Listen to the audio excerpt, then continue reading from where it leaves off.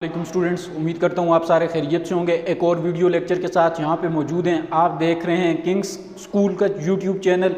आज वाले video lecture में हम लोग डिस्कस करेंगे बच्चे बायो नाइन्थ का ओवरऑल लेक्चर नंबर 15 है। और आज हम लोग जो चीज़ पढ़ेंगे वो है आपके पास जी एग्जांपल्स ऑफ बायोलॉजिकल मेथड। पिछले 2 लेक्चर्स में मैंने आपको बताए थे कि बायोलॉजिकल मेथड्स और उनकी इंपॉर्टेंस क्या होती है।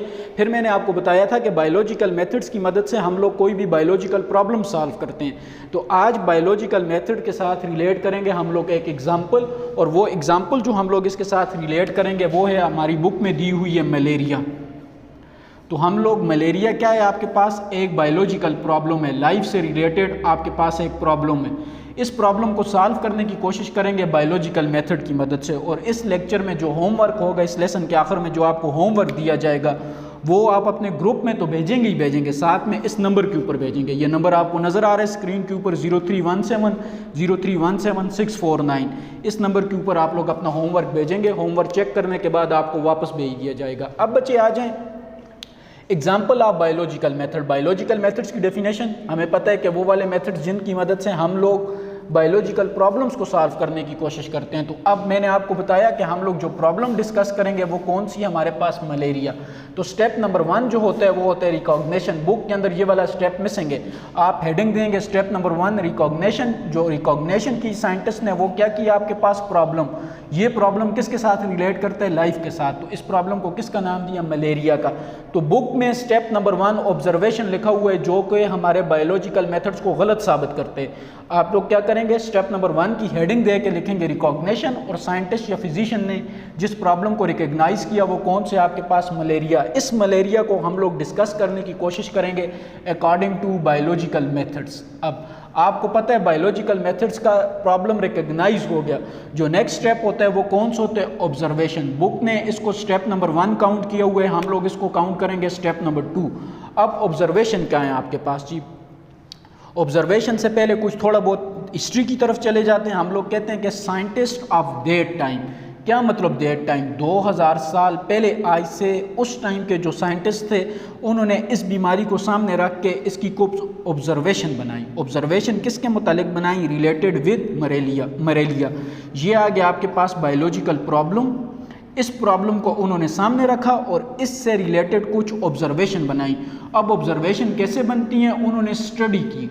किस चीज़ को स्टडी किया, पेशेंट्स को, कि पेशेंट्स के अंदर कौन कौन सी ऑब्जर्वेशन होती हैं। तो उस टाइम के साइंटिस्ट ने, आज से तकरीबन 2000 साल पहले के साइंटिस्ट ने आपके पास क्या चीज़ बनाई, कुछ ऑब्जर्वेशंस बनाई।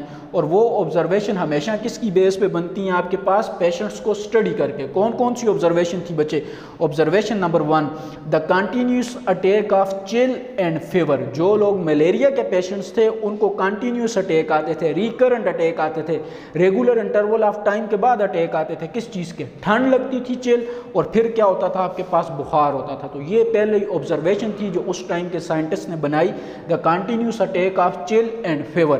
दूसरा जो था बच्चे वो ये था, साइंटिस्ट ने ये चीज़ ऑब्जर्व की कि वो वाले लोग जो आपके पास मार्शी प्लेसेस पे रहते हैं, मार्शी प्लेसेस से मुराद कौन सी जगह पे रहते हैं, गंदी जगह पे रहते हैं, जिनका हाइजीन सेट नहीं होता है, जो अच्छी जगह पे ये गुड हाइजीनिक कंडीशंस को एंजॉय नहीं करते, उनके अंदर ये वाली डिजीज़ ज़्यादा कॉमन है। तो ऑब्जर्वेशन 2 क्या थी कि peoples living in a people living in a marshy places. जो लोग मार्शी प्लेसेस या गंदी जगह पे रहते थे उनके अंदर ये चीज़ क्या थी, कॉमन थी।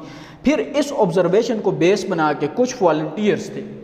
अब जिस तरह आजकल प्रॉब्लम कौन सा चल रहा है, कोविड-19 का। तो कोविड-19 की जो भी ड्रग मार्केट में आती है उसका जो ट्रायल होता है वो वॉलंटियर्स के ऊपर होता है। ये ऐसे लोग होते हैं जो अपने आप को पेश करते हैं इंसानियत की खिदमत के लिए कि हमारे ऊपर एक टेस्ट कर दें, ख़राब हुआ तो हम ज़िंदगी से हाथ धो लेंगे, लेकिन अगर यूज़फुल हुआ तो बहुत सारी जानें इससे बच जाएंगी।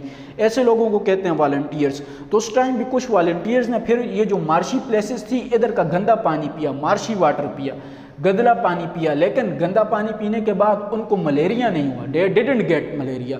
तो ये ऑब्जर्वेशन गलत साबित होगी कि people living in a marshy places are the marshy water causes malaria. ये वाली ऑब्जर्वेशन गलत साबित होगी। क्यों, उस टाइम के वॉलंटियर्स ने मार्शी वाटर पिया लेकिन उनको मलेरिया नहीं हुआ। इसका मतलब ऑब्जर्वेशन नंबर 2 क्या होगी, गलत साबित होगी। उसके बाद क्या हुआ जी, after that the scientist thought that the stagnant of marshy poison the air. उसके बाद साइंटिस्ट ने ये कहा कि ये जो मार्शी प्लेसेस का मार्शी वाटर है ये तो मलेरिया काज नहीं करता। उन्होंने कहा इस मार्शी जो प्लेस है इससे जो बदबू उठती है ये बदबू एयर को पॉइजन करती है और वो वाले लोग जो इस पॉइजन एयर में सांस लेते हैं उनको मलेरिया होते हैं। अब देखें लेट्स सपोज ये आपके पास सारी की सारी मार्शी प्लेसेस है, यहाँ पे गंदा पानी जमा है, सारे का सारा ये गंदा पानी आपको नज़र आ रहा है। अब पहली जो ऑब्जर्वेशन थी वो ये थी कि ये जो गंदा पानी है इसके पीने से मलेरिया होते हैं, इसको वॉलंटियर्स ने गलत साबित किया। फिर दूसरी ऑब्जर्वेशन इससे रिलेटेड क्या है कि आपके पास ये जो गंदा पानी है इधर से स्मेल आती है, ये जो स्मेल है ये जो स्मेल इस इलाके की एयर को क्या करती है आपके पास पॉइजन करती है।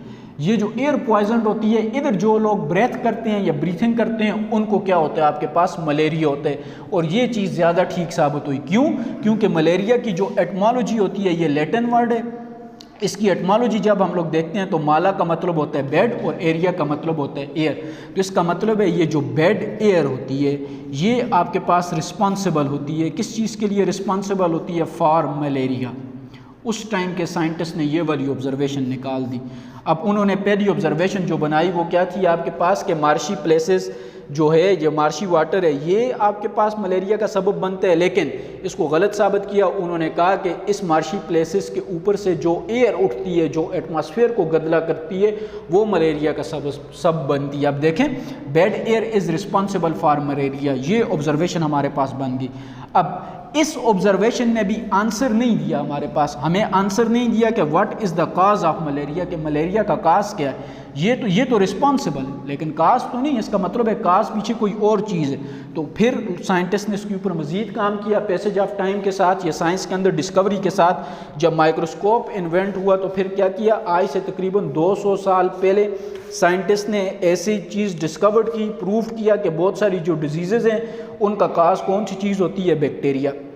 यहाँ तक अपनी स्टोरी को ख़त्म कर दें। देखें bad air is responsible for malaria, के बैड एयर मलेरिया के लिए रिस्पॉन्सिबल होती है, लेकिन अब यहाँ पे फ़र्क क्या हुआ कि still cause of malaria find नहीं है। ये तो रिस्पॉन्सिबल है, आखिर एयर को भी तो कोई चीज़ गदला करती है, तो वो काज क्या है? तो उसका आंसर फाइंड आउट करने के लिए साइंटिस्ट माइक्रो ऑर्गेनिज्म की डिस्कवरी पे लग गए।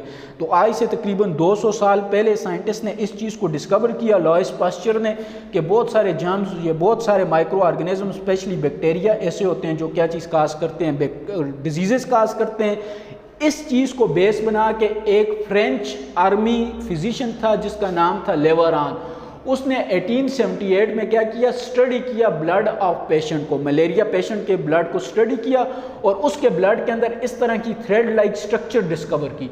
उसने कहा ये जो thread like structure malaria patient के ब्लड के अंदर है, उसने कहा कि ये काज करता है मलेरिया, और उसने इसको नाम दे दिया प्लाज्मोडियम का। ये जो प्लाज्मोडियम होते हैं नेचर के लिहाज से ये क्या होते हैं बच्चे? प्रोटिस्ट। अब हमें यहाँ तक क्लियर होना चाहिए। अब देखें ऑब्जर्वेशन कहाँ से स्टार्ट हुई कि लोगों ने देखा कि मलेरिया का सिम्पटम जो ऑब्जर्वेशन क्या है? Chill and fever, marshy places, ये गलत साबित हो गया। फिर लोगों ने कहा इस मार्शी प्लेसेस से जो एयर उठती है ये मलेरिया काज करती है, लेकिन स्टिल काज ऑफ मलेरिया का आंसर फाइंड नहीं हुआ। फिर लोगों ने काज ऑफ मलेरिया को रिलेट करना शुरू कर दिया बैक्टीरिया के साथ, लेकिन 1878 में लेवरान ने मलेरिया पेशेंट के ब्लड को स्टडी करके अंदर थ्रेड लाइक स्ट्रक्चर डिस्कवर की, और उस थ्रेड लाइक स्ट्रक्चर को किसका नाम दिया? प्लाज्मोडियम का। प्लाज्मोडियम प्रोटिस्ट होते हैं और ये आपके पास क्या चीज़ काज करते हैं? मलेरिया काज करते हैं। तो ये तो था बच्चे आपको ऑब्जर्वेशन। ऑब्जर्वेशन पढ़ते हुए साथ में साइंटिफिक इंफॉर्मेशन आती है दो तरह की। कौन कौन सी दो तरह की आती है? पहली जो है वो ये कि आज से तकरीबन 2000 ईयर्स एगो जो फिजिशियन थे उन्होंने मलेरिया को किसकी डिजीज़ का, मलेरिया को कहा था कि ये चिल एंड फीवर है, ठंड और क्या है आपके पास बुखार की जो बीमारी है उसको मलेरिया का नाम दिया। और एक बार याद रखिएगा ह्यूमन हिस्ट्री के अंदर ये जो मलेरिया थी ये क्या थी आपके पास? फेटल थी। जिस तरह आजकल कोविड-19 हमारे पास फेटल है, इस तरह ह्यूमन हिस्ट्री के अंदर मलेरिया भी हमारे पास कौन सी डिजीज़ थी? फेटल डिजीज़ थी। इसने बहुत सारे लोगों को क्या किया? उनकी जान ली है। इसकी डिस्कवरी नहीं थी, ट्रीटमेंट नहीं था, लोगों को पता नहीं था ये फैलती कैसे है। जब लोगों को ये नहीं पता था फैलती कैसे है तो इसके ऊपर रिसर्च वर्क नहीं हो सका। सिमिलरली यही केस आजकल कोविड-19 के साथ चल रहा है। कोविड-19 आजकल क्या है? फेटल है, लेकिन जब इसके ऊपर रिसर्च हो रही है तो एक टाइम ऐसा आएगा जब ये बायोलॉजिकल प्रॉब्लम, बायोलॉजिकल मेथड की वजह से क्या हो जाएगा, सॉल्व हो जाएगा। अब ये देखें, जब 17वीं सेंचुरी में अमेरिका डिस्कवर हुआ तो अमेरिका के अंदर एक दरख्त था क्वेना क्वेना। इस दरख्त के अंदर हम लोग कहते हैं कि ट्रीटमेंट थी। किस चीज़ की ट्रीटमेंट थी? आपके पास मलेरिया की। तो उस टाइम के जो आपके पास ताजर या मर्चेंट्स थे, उन्होंने इस दरख्त को अमेरिका से यूरोप के अंदर इंपोर्ट करना शुरू कर दिया ताकि वो फार्मास्यूटिकल इंडस्ट्री बना के मलेरिया की क्या चीज़ बना सकें, ड्रग बना सकें। फिर उन्होंने देखा कि जब इसकी कमी हो रही है तो उस टाइम के कुछ जो डिसऑनेस्ट मर्चेंट थे, उन्होंने क्वेना क्वेना से रिलेटेड एक और दरख्त डिस्कवर किया जिसका नाम था सिनकोना।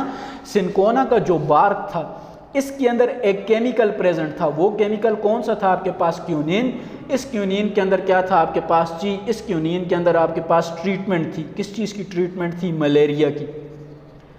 तो जब ये वाला दरख्त डिस्कवर हो गया सिनकोना, तो इसके अंदर क्यूनिन जब डिस्कवर हुआ तो लोगों को मलेरिया की ट्रीटमेंट का क्या चल गया जी, पता चल गया। अब ये तो हम लोगों ने पहला स्टेप पढ़ा है ऑब्जर्वेशन। आपका जो काम है वो ये होमवर्क, गौर से सुन लें।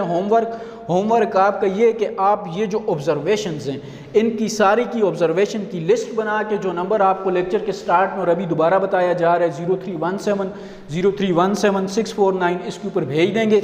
आपका होमवर्क चेक करने के बाद आपको वापस भेज दिया जाएगा। अपना ख्याल रखिएगा। नेक्स्ट लेक्चर में जब आएंगे तो आगे टॉपिक डिस्कस करेंगे। वस्सलाम, खुदा हाफिज़।